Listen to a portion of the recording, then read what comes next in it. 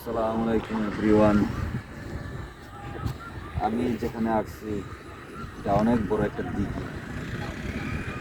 তো এই দিঘিতে অনেক মাছ ফলানো হয়, বিভিন্ন ধরনের মাছ আছে, রুই, কাতলা, মৃগেল, সিলভার, এগুলা দেশীয় জাতের মাছগুলা, যেগুলা সচরাচর মানুষ বড় বড় মাছ বাজার থেকে কিনে, এগুলোই অনেক চাষ করা হয়।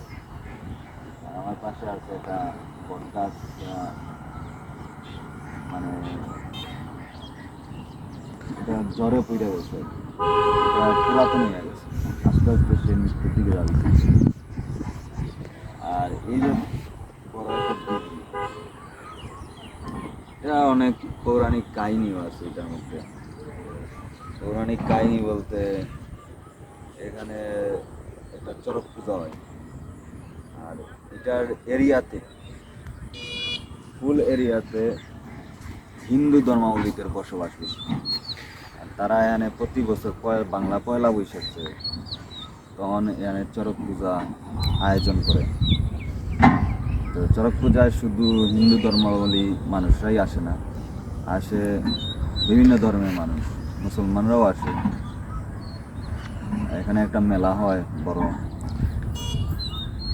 তো এটার ইতিহাসটা এইরকমই। আর আছে বটগাছ। তো এই যে দিঘিটা, এই দিঘিটা অনেক বড়, 12 কিয়ার কইরা 3 ভাগে বিভক্ত, 6 ভাগে। 6 ভাগে বিভক্ত। ফুল যে দিঘির লেন্থ, আয়তন, এটা হইলো আপনার 72 কে। 72 কিয়ার। এত বড় দিঘি,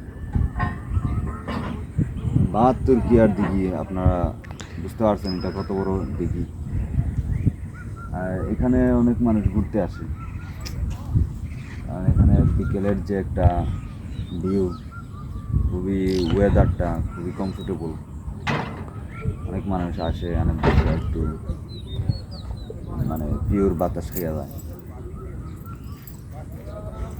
এতটুকুই এই দিঘির ইতিহাস।